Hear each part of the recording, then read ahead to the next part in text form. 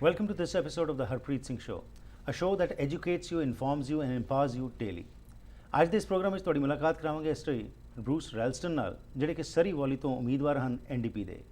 ਇੱਕ ਸੀਜ਼ਨਡ ਪੋਲੀਟੀਸ਼ੀਅਨ ਹਨ ਤੇ ਆਓ ਇਹਨਾਂ ਦੇ ਕੋਲੋਂ ਜਾਣਦੇ ਹਾਂ ਕਿ ਅੱਜ ਕੱਲ੍ਹ ਜਿਹੜੀ ਕੰਪੇਨਿੰਗ ਚੱਲ ਰਹੀ ਹੈ, ਕਿਉਂਕਿ ਕੁਝ ਹੀ ਦਿਨ ਬਾਕੀ ਨੇ, ਪੋਲਸ ਜਿਹੜੇ 14 ਮਈ ਨੂੰ ਹੋਣ ਜਾ ਰਹੇ ਨੇ, ਉਸ ਬਾਰੇ ਇਹਨਾਂ ਦਾ ਕੀ ਖਿਆਲ ਹੈ ਤੇ ਕਿਉਂ ਇਹ ਸਮਝਦੇ ਨੇ ਕਿ ਇਹਨਾਂ ਨੂੰ ਵੋਟ ਪਾ ਕੇ ਹੀ ਇਹ ਤੁਹਾਡੇ ਇਸ਼ੂਜ਼ ਨੂੰ ਅੱਗੇ ਲੈ ਕੇ ਆਉਣਗੇ। Welcome to the program. Thanks for inviting me. Thank you. So, Bruce, just a few more days left for campaigning, and of course, being a seasoned politician and as an MLA, you know what are the issues being faced by your riding constituents. So, during the campaigning, any major issues have come forward? Not particularly in my riding.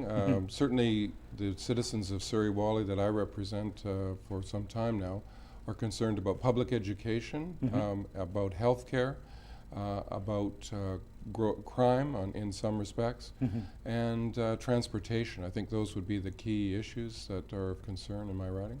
And being an MLA, the kind of response which you were getting from the people with the challenges which they were bringing forward, are they still the same? Do you feel during this past few months, have they changed, or they still are the main focus is about those same issues what you have talked? Well, I've enjoyed strong support. I think I've been very grateful to receive that strong support over the years in my riding. I don't sense a change in that, other than perhaps even a little bit more support this time in my riding. Let's talk in general about the province now. That there's a wave, as we see right now. The polls which are coming show the NDP is leading. So why do you think that people want to change now? And also, you have been bringing up some issues, some policies which you are bringing forward and telling the public that yes, we will do this and this if we are elected. Well, certainly we put forward a platform that's costed, that's modest, and we think addresses the real needs of British Columbia, whether it's on skills training to get more skilled workers into the workforce, to improve our children's learning conditions in classrooms, to revive our forestry industry, to build our natural resources industries generally, and to also tackle the problem of child poverty here in British Columbia. So we have a solid program. It won't solve everything, but it takes some practical steps, practical, affordable steps. And my sense is that people are ready for that change. And Bruce, you have been a numbers man for a long time as a finance critic.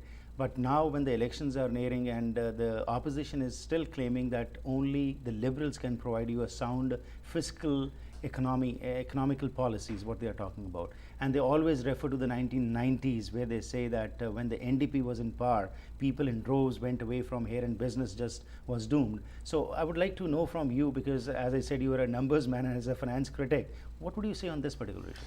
Well, they seem to want to run away from their own record and run a fact-free campaign. The fact is that the BC Liberals have run 5 deficit budgets in a row. They claim the budget this year is balanced. It's not. They claim that they're going to bring about a debt-free BC, yet the Premier and the BC Liberals since 2010 and looking forward in their fiscal plan will increase the debt of the province by 50%. So they seem undeterred by the facts of their own record and want to make some statements that simply aren't supported. And as you also, your party is coming up with lots of promises, and as you also mentioned that everything will not be resolved, but you have some priorities which you have set up. So if you can make us know about those priorities, if your government is elected, what would you start off with? Because there, as you said, a lot of things need to be rectified. Well, one of the key things that Adrian has talked about is skills training. The whole, whether we're meeting with business, whether we're meeting with community groups, and whether we're meeting with families with children who are in high school and looking to their future, we think it's wrong that someone's future can be determined by the lack of an access to education at the age of 18. So we're promising a grant program, a non-refundable grant program. In other words, if you qualify, you'll get the grant, you won't have to pay it back, and that will enable thousands of young British Columbians to get access to the training that they need, and businesses will have access to the skilled workers that they need. Our goal is to have the best trained, the best skilled, the best educated workforce in the country. Another allegation which is being leveled against your party is that the grant which comes to the children, your party is thinking of finishing it off. Can you clarify that? Well, what that program would require, and in their own budget documents, they say that only 50% of the people would actually use the program. It's something that was set up by Mr. Campbell some time ago. No one really knew about it. It's an RESP program.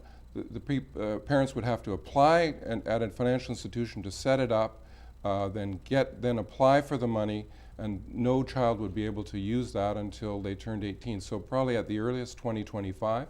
What we're promising is a program that helps children now. The early years are crucial years.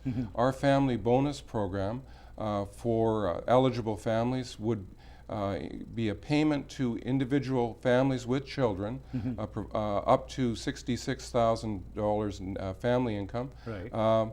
And that would be from birth to age 18. So that would be a real assistance, money in the pocket of families with children, and we think that's a better approach than putting off helping anyone until 2025.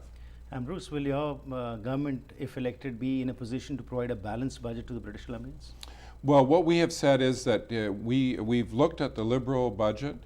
In our view, despite their claim, it's not balanced, and we have issued a news release and talked about this for a couple of reasons, and I won't go into them here unless you want to. But by year 4, we would be able to reduce the Liberal deficit that we would inherit. Our own program, our own spending is all balanced by a revenue source. So our balanced program, revenue here, spending here, is balanced, and it sits on top of the Liberal deficit, which we would work off and pay down by year 4. You have participated in a lot of elections, so is there anything different what you're finding this particular election? In a personal sense, I think certainly in my riding, I just feel grateful for the support that I'm getting, but I never take any election for granted. An old politician once said, "Run scared or run last," and I'm running as hard as I can, and I know all our NDP candidates are running as hard as they can. We're not assuming anything in the way of a result, and it would be wrong to do so. Right. And also, why should the public vote for Bruce Ralston once again? I think I bring a balance of approachability, knowledge, experience, and commitment that people can rely on. So, I look forward to the opportunity, if I'm re-elected, to serve the people of my riding and of British Columbia once again. Thank you very much, and best wishes for May the 14th. Thank you very much. Thank you.